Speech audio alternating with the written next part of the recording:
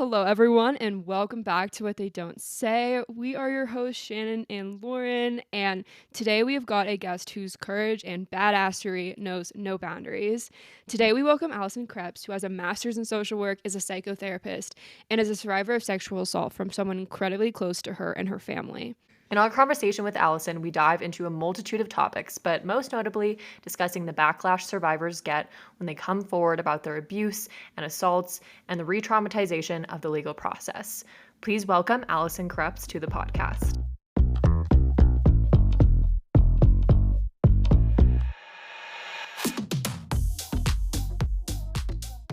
Allyson, thank you so much for being here and for spending some time with us. We really appreciate it.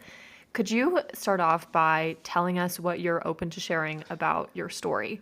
Well, thank you both for having me here and getting a chance to kind of share about this. For me, I was 20 years old, so eight years ago now. It'll be 8 years in July. I was working for a really close family friend at a summer job. Um, and things started to get a little strange. There started to be some odd conversations. And then one day he had taken me to a private camp. So where we're from in Canada, there's things called like hunt camps or trap camps. And it's a very private, isolated place. So there was no cell service, no way out. You had to be a trapper to actually be in this place. So for me, I thought I was actually going on a work job with my boss. And unfortunately, that is not what happened.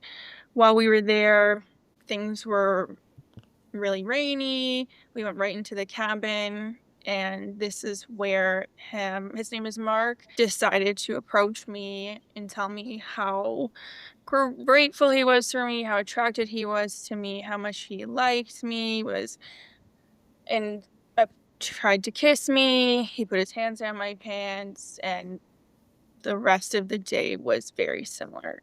I was stuck there. We couldn't go anywhere. For me, it was like a very out of body experience because I wasn't expecting, of course, like anything like that to happen, let alone with somebody I've known my entire life who's a friend of my parents. And then the day just got kind of worse. Like he continued to do those things. Then he made me go to this trail. And for context, like this is the middle of the woods. Like there is like nothing but trees and like that's it. And you had said there's no cell service too, right? Like you were like 2.5 hours away from your home, essentially. Yeah, we were 2.5 hours away, which I also was not expecting it to be that far. And there was no cell service at all. At one point, I left to go to like the bathroom, which again is just like an outhouse, and I had my phone and nothing. There was no cell service. There was anywhere. I mean, I couldn't go too far, but even when you'd hit those roads, like for a good half an hour, there's no service before you even get to where you're going. And he forced me to put on a bathing suit, and then he forced me to go swimming and continue to be very close and touching me. And I thought I was going to be drowned kind of in that scenario. It wasn't stopping. And no matter how much I said, like, I didn't want to swim or no, or it didn't matter. Literally, I am still quite shocked that I actually made it out of that situation. Although there wasn't like I guess, like threat of death or violence in that way. Like that's just where my brain was at. Like, I'm so isolated. No one knows I'm here. People just think I'm at work. I've now said, no, I haven't accepted these advances. He keeps saying to me, like, how could I not have known? He's saying that, his life just went fast and his wife, they met when they were so young and just continuing things like that. And like, for context, he was like in his 50s at this point already. When we did finally get out of there was a point when I had asked to stop because I really just like couldn't be in there. I was like in the car. So we're in the car and I got out of the car and my hope or thought in that time was to like escape. I still had no cell service and he was like yelling and anyways, yeah. And so I got back in the car and he continued to touch me and say things to me sexually until we got back. And then simply it was like, okay, see you at work tomorrow. And things left off. Thank you so much for sharing that. Something that really stood out to me when you were talking about your story is this idea of, like, you saying that, oh, there wasn't really anything that was life threatening, but it was like you didn't know, you felt like you were going to die. And with hindsight, you might be like, oh, there wasn't anything that was really fearful for my life, but your brain knew that this was a seriously dangerous time and you completely froze. And I think that that really speaks to the level of like how extreme sexual advances are and the situation that you can be in, and your brain recognizes it before your body really does. I think that's like the kind of classic terrible, terrible response survivors get of like, oh, why didn't you fight or run or whatever? And there's that one answer of like, well, I actually felt like I could die, that like they could somehow fully threaten my life. But then he made sure to put you in a place where even if you did fight or even if you did run, like there was nowhere to run to, you know, like he knew exactly what he was doing by isolating you and bringing you out into a place where there's no service, there's nothing around you, and by like grooming you and trying to like convince you that he's this like nice caring guy who's just like super into you, when in reality he's just, you know, a monster. Like there's no other way to describe that. So could you rewind a little bit and tell us about who Mark was to your family and how the community viewed him? Yeah, for sure. And that's what makes it so complicated too, is so my entire life growing up, my family and Mark's family were close. We're from a really small town, so like all the little towns around, like everyone went to the same high school, everyone knows everyone. But my mom and Mark actually went to the same high school at different times. My mom's brother was actually closer to Mark's age. For like we have pictures together when I'm a baby and he's an adult and already has children. Like he has two adult sons. We did Christmases together. There was this big party in the summer that we always did together. Like my dad was hunting with them all the time. Like these were people that were those kind of family friends that are like family. I was very close with his oldest son and his nieces and everything, like to a point that this truly was just like an uncle to me. But how he is viewed in the community, like what I thought anyways, prior to all of this, I did learn a lot more about people's opinions after things kind of came out, but he is very powerful in the small community. He owns a really big business, makes a lot of money through that, and is seen as like this charismatic, caring, loving, fun party guy that people respect. And, you know, has got all this power, owns so many different things in these communities, owns properties, like everything that, yeah, it was viewed quite high. So it seems like because of his status and the power that he had in his community, he probably kind of knew that even if you did say something and come forward, that people would believe him over your story. Oh, yeah, Yeah. absolutely. I have no doubt. Yeah. Are you able to talk to us a little bit about what that experience was like coming forward and saying what happened to you? When I first got back, I just sat in my car. Like, I just didn't know what to do. And I guess for more context too, like the meeting spot was my dad's office. So like it was a very well-known spot. And then when I got home, I there was no plan for me to say anything. I was still so confused and shocked and in all, you know, all those things that kind of just run through your head of like, did this really happen? Like, what is going on? But I actually couldn't function.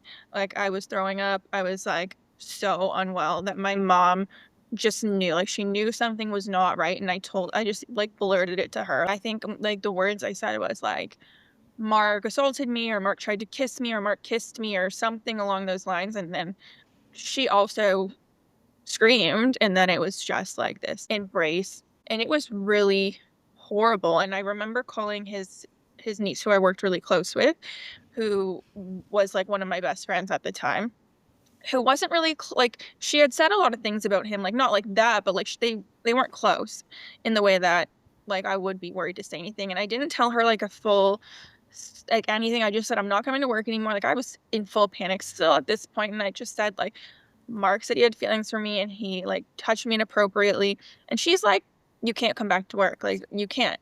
And again, as things went on, her opinion also then changed. But Mhm. for me, I didn't tell anyone aside from my mom for a while. And I had asked her not to tell my dad because I was still trying to figure out what does it mean for my What dad? Like, this happened? is one of his friends. This is somebody he spends a week with every year hunting. Like, my dad is, I think, very likely been to that trap camp fishing and stuff. And I just didn't know what to do. And then I left. Like, I just left the country. I went to Portugal with one of my friends, and then my mom I had told my dad while I was away because I had asked her to.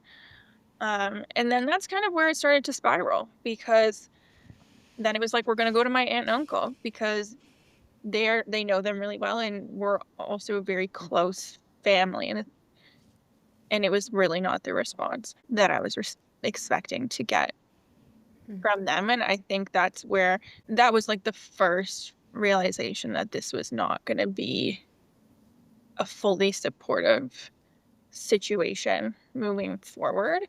Shannon and I had a conversation 2 days ago with a woman, and we were kind of talking about similar things to this. And, when someone like a dad has, assaulted or raped someone, and you go and tell that information to their family, of course their family doesn't want to believe that because they don't want to believe that this person is a monster and they're not the person they thought they were for their entire lives. And so I think that as hard as it is to believe this and tell ourselves this is just their way of protecting themselves. And obviously it's awful, and then they end up like hurting survivors and hurting the people that are hurting the most. But I think people just can't stand to face that reality. Like I think it's too dark for them too. And I then think it's really easy to paint them as monsters and things like that for not believing you. And trust me, like it is on them for not like taking a step back and actually looking at the situation and realizing that of course you're telling the truth. But it's, you know, kind of from their point of view, of course they don't want to believe that. Like, of course, because it's so fucked up. But then it's so fucked up that then they are destroying you and, destroying a family because they can't take that step back and see that whole story with clarity. Well, and not to mention that if the person who is one of the most loved people in your community, who's one of the most successful people in your community, if they're capable of doing this, then who else is capable of doing these sort of gruesome things? Right. And so that's another reason, another layer of why I think people don't want to admit that this is happening. You had mentioned that there was sort of this turning moment where people started to meet you with a lack of empathy and a lack of believing you. What were some of the things that people said to you and about what had happened once it started to sort of spread around town? Yeah, that was probably one of the hardest things. And like going into that, there were so many more positive voices than negative, but those negative ones like are obviously the higher, bigger ones that stick out to me. And for me it was, yeah, Mark had all the support of his family and I get that. But then it was like my family. He also had the support of my aunt and like my uncle. And what they had, or they were the first ones who said to me, I misunderstood the situation. A situation they were not a part of, a situation they were not in. I talked to Mark and you actually just misunderstood the situation. Right. Yeah, you don't understand your own Right. You results. Just don't like understand. gaslighting the hell out of you Yeah, as much as you it just, can. and he said to me, he looked me in the face and he said, "I have great news for you. I talked to Mark and you just misunderstood everything." And it was like, "Are you fucking kidding me? Am I allowed to swear on here?" Yeah. Yes. Oh, yeah. Okay. Swear as much as you want. Sorry. And so from there, like that was the narrative, from their point of view. But then the outer part coming from like his family was Allyson just wants money. Allyson knows Mark has money. So if she comes forward with some story, she's going to get money, right? Mm. Like as if any money changes anything in, or was a motivating factor to put my entire life out like that. Right. Um, Not to mention, I just thought about this. How fucked is it that it's just assuming that we can't make any money on our own merit, so we have to go make up a story and go after a man in order to get money? Like, yeah, But also, like, in you're right. these civil cases, especially in assault civil cases, like, you you normally don't even get that big of a payout in anyways. So it's like, and then you also have like legal fees and like all these other things too. And it's like, why would you put yourself through that? Which is also very re-traumatizing to then not even know if you're going to get any sort of payout. Like it doesn't make any sense at all to me. And I feel like I can't believe that people have like the audacity to say that to survivors. It's also the audacity to be like, oh, like you just misunderstood the whole situation. Like, I no, like you don't misunderstand someone shoving their hands down your pants or saying all these really inappropriate things to you. Like that's not something that's just misunderstood. And I don't it I just like how do what an people odd thing to say. yeah like what like Yeah. But yeah, those were like the big ones for sure. But you're right, like the money doesn't do anything. Like that was that in these like for me it was like a human rights case and like they ask you like what is the number? And I didn't have a number. It's one of the reasons like they kept like mediation was going nowhere. I don't have a number. Like money is not going to fix it. Like there is no number, like Right. it's not like $100,000 is going to make this all go away and I'm going to be like it doesn't work like that. That was hard and like being from small towns like things went everywhere and it always got back to me. And I think even in larger cities, I actually don't think the world is as small as or is as big as we kind of think. I think even in those places, right, things spread like crazy. So you briefly mentioned litigation. I know that when I had first talked to you, you had finally worked up the courage after, you started to talk about it, you moved away, and you started wanting to pursue justice. And you go to an attorney and they say, yeah, even if you were dead in a ditch, you still wouldn't have enough evidence.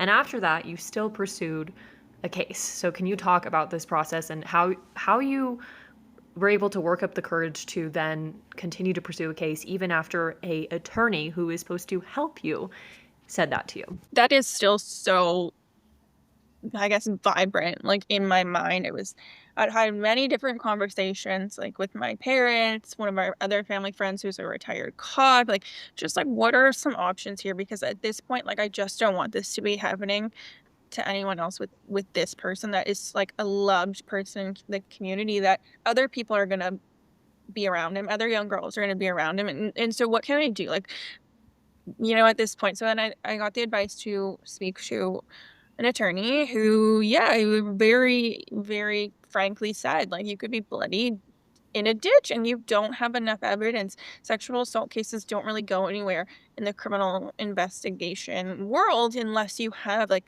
a significant amount of evidence. So she's like, you're going to waste your time. So then she just recommended civil. And then when I talked about that, it was like, that's just money though. And I'm going to have to sign a non-disclosure. I'm not doing that. So then the best option from there was human rights because it was at work. And it was so discouraging. It took me a while after that initial conversation to actually then be like, we still need to do something. And that was like, I was so young and scared. And here's this thing I'm doing. And then some big attorney is telling me, like, what happened to you is so minuscule that no one really cares. It's how it felt. Like, no one cares. Like, you're not going to do anything with that. Which is like it was a very hard thing. how long was the legal process for you? Yeah, almost 6 years. And I hate that like doesn't surprise us anymore. Yeah. Like everyone you talk to that goes through these legal cases, it's like, yeah, like mine was like 4 years or 6 years or a decade, and it is pretty crazy. When you were going through this process, was there ever a time I mean, or honestly, were there ever multiple times when you were like, this isn't worth it, or you just like wanted to quit, things like that? Yes. Absolutely, multiple occasions. My mental health was so bad. It was so bad. I was self-harming. My eating disorder was back. I was like suicidal. I was like mean to everyone because I had nothing like left. It was just constantly like retelling this to different people, and then a date being moved, and then going to mediation, and then him controlling that situation too by refusing to actually ever come in to Mm. the building and stayed in his truck, and it was like this whole thing, and then I'm like, "What the fuck are we doing? Like, this is like, why are we here?" Like, I'd already said no to mediation, like, 3 times, Mhm. and they like, eventually were like, "You have to before you go to, like, do anything further." We finally got to my when court was gonna start, and then COVID hit. My court date was, like, 3 days away when court shut down, Ugh. and then I was like, what am I doing? Like, Right. what is the point?" And I needed to spend a lot of time reminding myself what the point was. Mhm. What did you say to yourself in those moments to remind yourself of why you were doing it? I didn't want anyone else at the hands of Mark to experience anything remotely similar or worse, to them, and knowing his reputation, knowing his business, knowing how many young students work for him. That was, like, the only big motivation because I was so hard on myself that it when my mental health was so bad, it wasn't really about this wasn't what happened to me is not okay, so I need to say something. It was like, this needs to not happen to anyone else because I don't know if I'm gonna make it out of this, how bad my mental health is, how horrible this was for me. I don't want that to happen. And there was a shift at some point when I was like, "No, this also was really not okay for me." Yeah. Mhm. And then I think that's when there was a bit of a shift of like, this isn't just for other people, it's still my motivating huge factor, but what happened to me was also not okay. So I really had to remind myself of that. You were fighting for yourself too. But I do think, because Yeah. in my experience, it was kind of the same way that I went into the legal process being like, I'm doing this for other people, so this doesn't ever happen to anyone else. And it took a long time before I could actually sit with myself and actually be like, no, wait, this is also for me too. Because what happened was so fucked up. And I also have to fight for myself as well as fighting for all those other people. But for some reason, it's harder to get to that space. And I'm not really sure why. I think that maybe it's you can kind of then stand on the outside of the experience a little bit more. But it's also really important to kind of like ground yourself and remind yourself too that it's for you as well. So I think it's really amazing that you're able to get into that space, but also find that motivation continuously, especially when you were struggling so much. And I think all of us can deeply relate to that too. And it's so hard to keep going sometimes. And you have to kind of just find those little motivations throughout these, legal processes to keep doing that. Do you And think that he learned anything from this? No, oh, not at all. Yeah. I think what he learned from this was literally just to not get caught. Like, he didn't care. He didn't show up to things. He would be, like, late to actual court and get away with it. Him and his lawyer would switch the dates all the time. He still went and built this new big house with his wife, which, by the way, was something while I was working there, he said he was gonna build me a room in to be a mistress, and oh my gosh. yeah, so it still went on and did all of those things. Changed the name of his business was Amic Lake Maintenance and Storage, and he's changed it to Langford's and Sons because when the name was being typed in, human rights stuff was coming up. Hmm. He sat in court and made like the actual like documentation of it after like outlines pretty clearly that he made like a mockery of it. Like Mhm. this man held his hands up to the screen like OJ Simpson and was like, because it was virtual, so that these hands would never fit down pants, leggings. They would never fit down leggings. Like he didn't. He has money, so at the end of the day, yeah, the money they said he owed me like doesn't matter. Unfortunately, all of these systems, in clearly whatever country you're in, are designed to protect against powerful men with money. And so because of that, I think that they go into these and think like, oh, nothing bad is actually going to happen to me because this is a system that is designed to protect me, not go against me. So like I'm going to be totally fine. This is all just like a blip in the radar. I don't need to pay attention to this and this is a joke. Our perpetrator did the same thing. Like he would be like laughing and making jokes in the courtroom. Like this like the whole During thing. recesses and stuff, and yeah. Yeah, like it's just oh, this Mhm. is all a fucking joke cuz nothing bad is ever going to happen to me because rapists don't get in trouble. So I think because they know that they're not going to get caught, that's why they keep doing these things. And like, even when they are in trouble, they still are like, nope, like, I'm Mhm. going to be all good. I'd also like to note though that I do think it's a facade. Like they might on even on like the first level of their mind, they might think that didn't happen, like not I didn't do anything. But deep down, I do believe that they know that they fucked up. And they may never admit it to themselves, they may never admit it to anybody else, but that whole bullshit thing of these hands would never fit down someone's pants, Mhm. that is all a facade. Because also, if they start to act a little scared, then Mark's wife is going to start questioning, oh, he looks pretty scared. He looks kind of guilty. And they can't do it because it would also ruin the facade that enabled them to assault you in the first place. He still would tell people all the time to the end that the reason I quit work in the middle of the summer was because my mental health was so bad. Oh, I wonder why your mental health was so bad. Like, what? Uh-huh. That's like when you're in the courtroom and they bring up your depression and you're like, yeah, yeah, I am fucking depressed. You want to know why I'm depressed? Because this man assaulted me. It's like, Exactly. what? And they do. They bring out your whole medical history. Like it Oh, doesn't, yeah. it's like, yeah, I wonder why it got worse. Yeah. Mm. I have a mental health record. Oh my gosh. I wonder why. That's crazy. You said the court process was 6 years, Yeah. right? Okay, 6 years long. What sort of things about your life were exposed? What sort of things came out that you didn't expect to come out that you felt were painful, that you would have preferred to keep private, but because you chose to go through this process, they came out anyways? For sure, like the extent to my mental health of things that happened prior to this, that I think were completely inappropriate. Obviously, like I had anxiety and depression before, but not to the level and not to the extent that it turned into.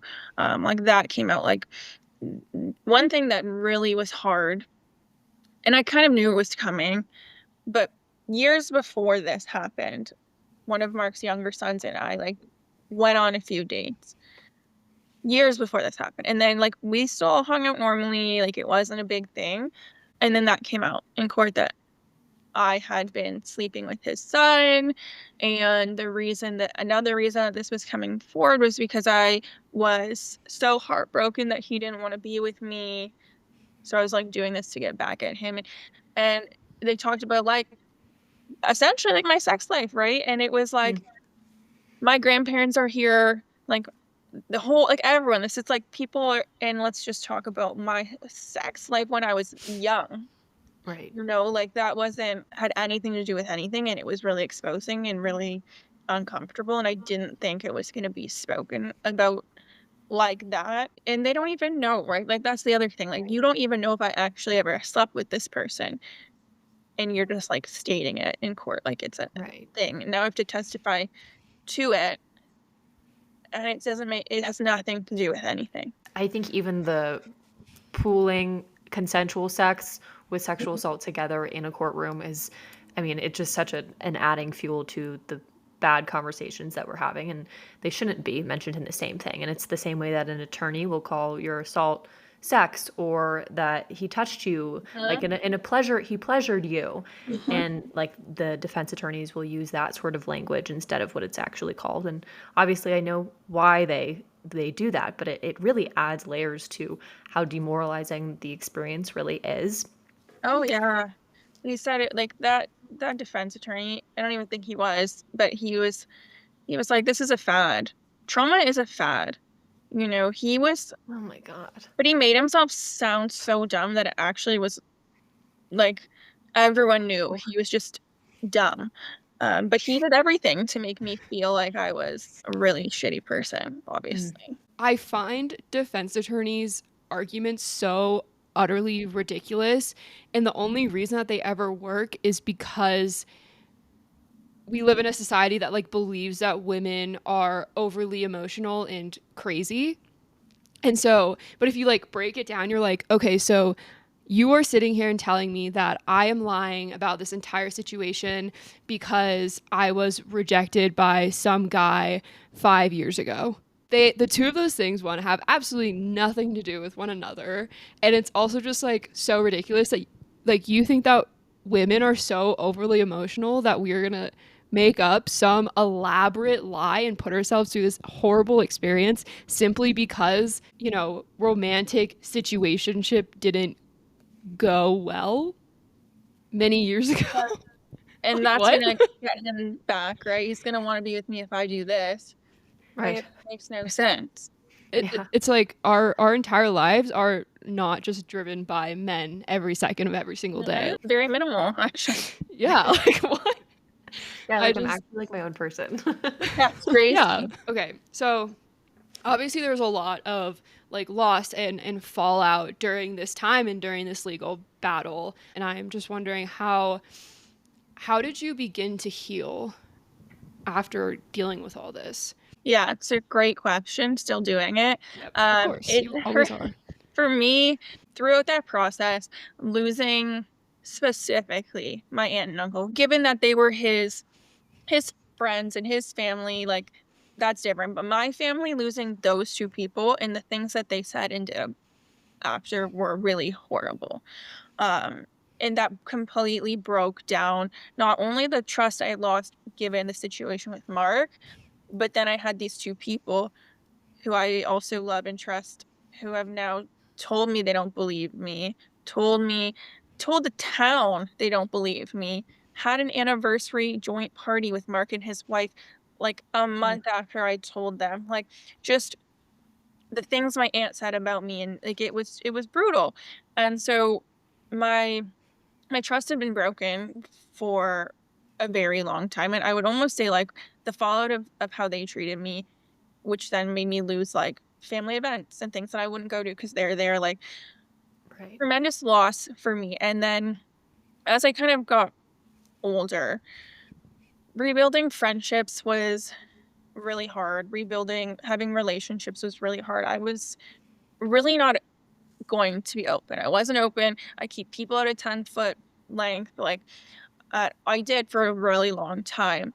And then I had to really start working on myself and the relationship with myself in order to actually trust certain people again.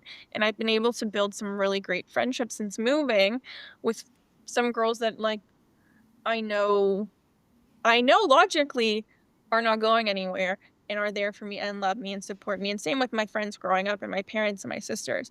But there still is always like this piece of like, but I also have trusted people before. Or Right. like I've been seeing this guy on and off for years, like 3 years in different capacities. And it's like we have such a great there's such a great connection and I have so much love for this person and empathy and like we connect so well on our trauma. And yet like that is a person that I lose. And I think for me going through trauma and healing, I put a lot of it into wanting other people to not feel that. And Mm. when I love people hard and losing them, I connect with people who I connect with, and then I love those people. So I don't want them to be hurt. I don't want like bad things to happen. And I'm always struggling with losing those people.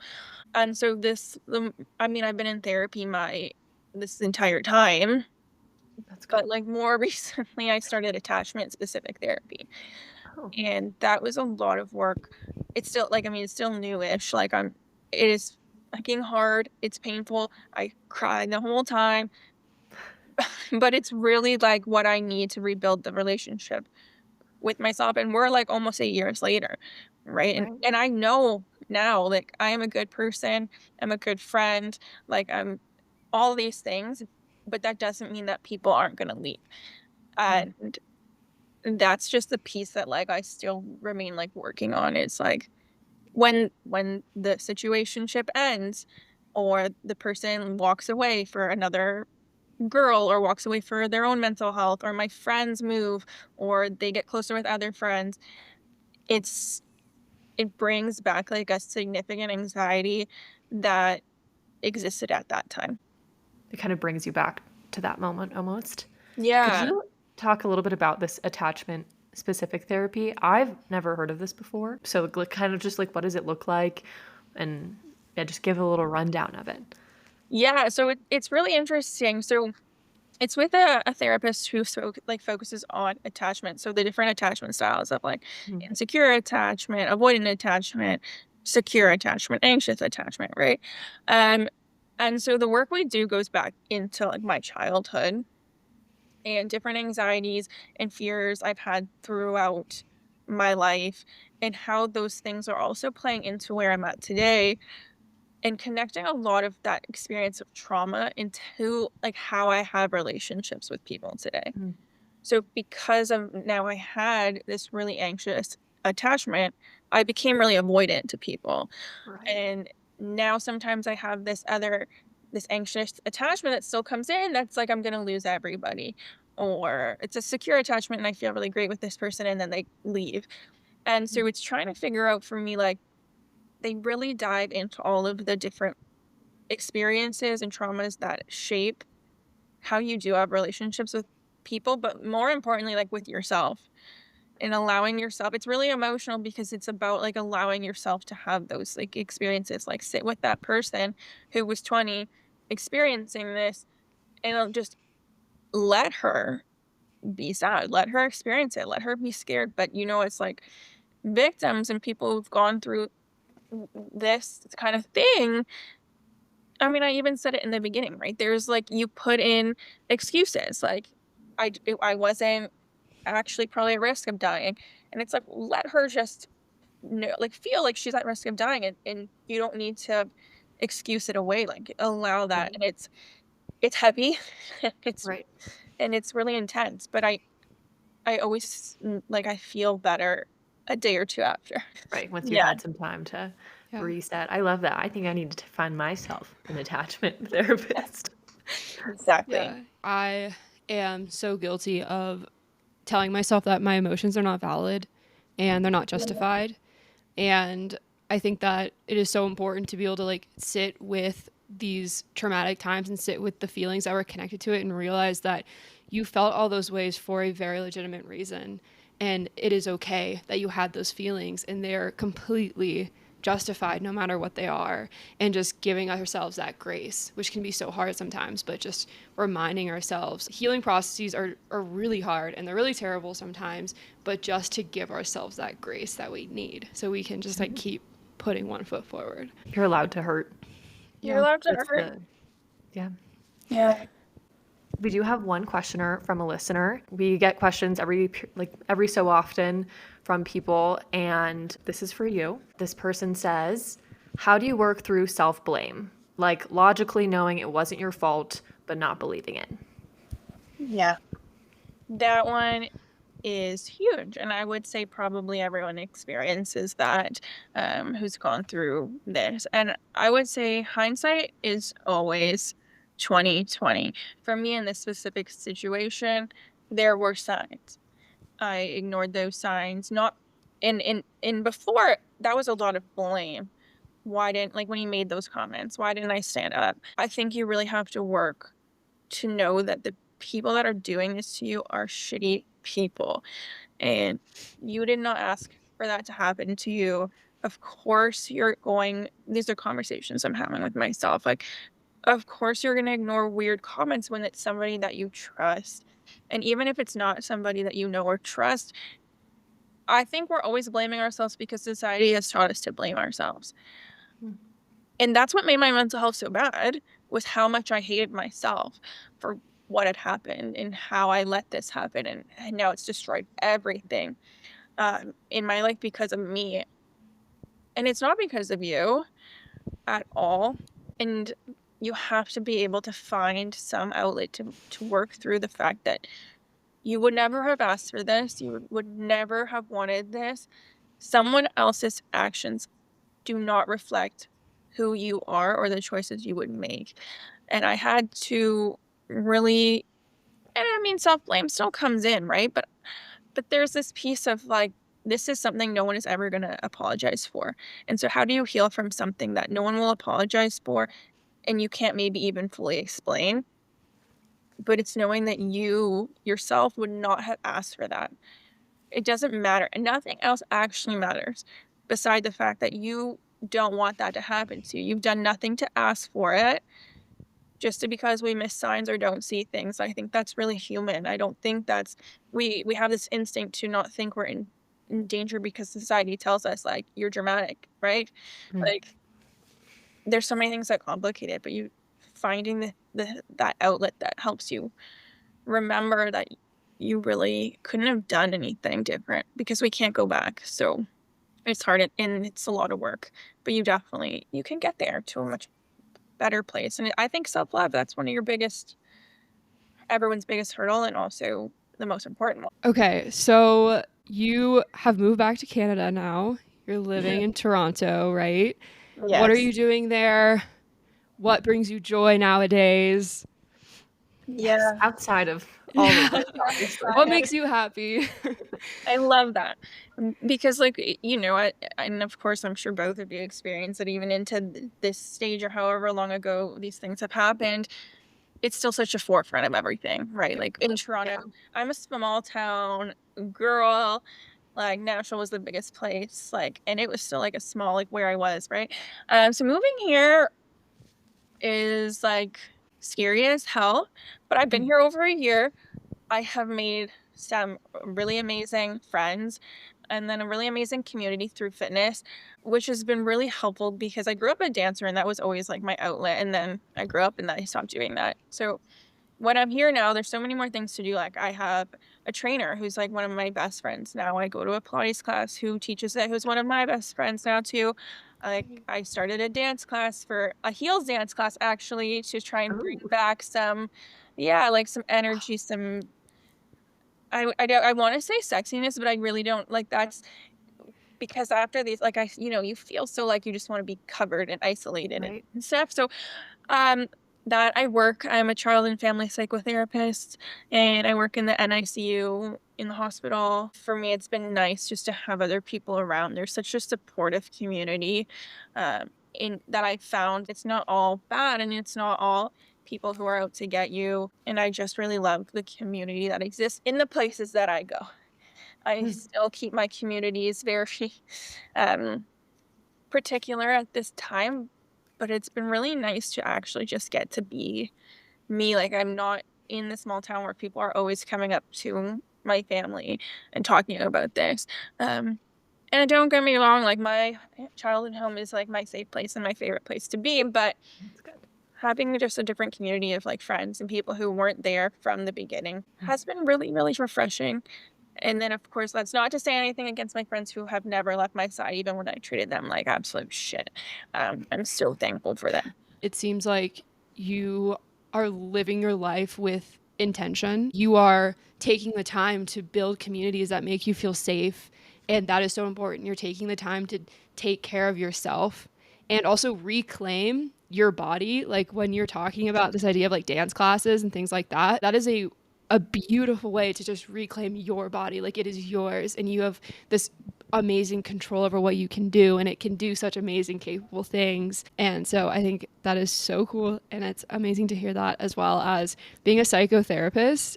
That must feel, I mean, I don't really know, but that seems like a really cool job and it seems like you probably hopefully get a lot of purpose through that as well.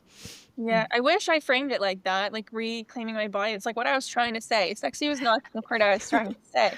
Um, I'm feeling inspired. I was a figure skater for like pretty much all my life, and then right after I was assaulted, I quit. Like I wanted to go to the Olympics, like that was my dream, and I just had nothing left in my gas tank. And recently, I feel like I don't do anything that's beautiful. Like I work at my laptop and I lift weights and like that's about it. And so I've been really missing just like feeling like pretty and artistic and sexy, like you were saying. And like skating was a big thing that made me feel all those things. and it's something where you don't want to look at your body after being assaulted, or maybe you just feel like it's not worth anything and it should just be used and abused by men and others. And so I love like trying to find a physical activity that's like makes you feel beautiful and sexy and hot and powerful and strong.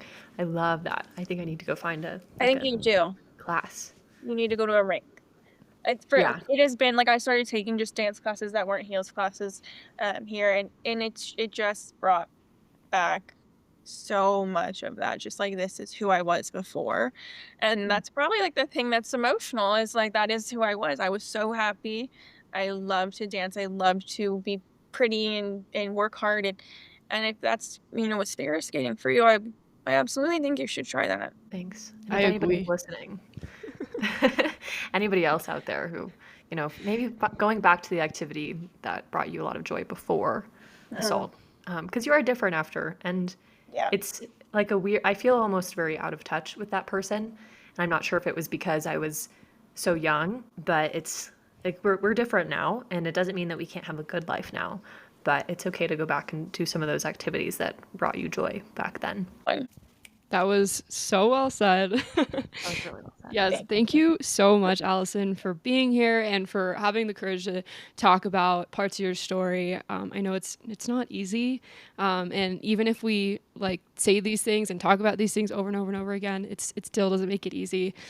We really appreciate you being here. But before we close out, we wanted to give you the space to name your perpetrator as well as the company that he owns. My perpetrator, the horrible person who did this and took away so much from me, is Mark Langford, and the company is Amic Lake Maintenance and Storage in Magnetawan, Ontario. Thank you guys so much for listening. Thank you so much, Allyson, for being here. This was incredible being able to talk to you. We love you guys so much. We will see you in the next episode. We'll catch you on the flip side, and cheers. Cheers.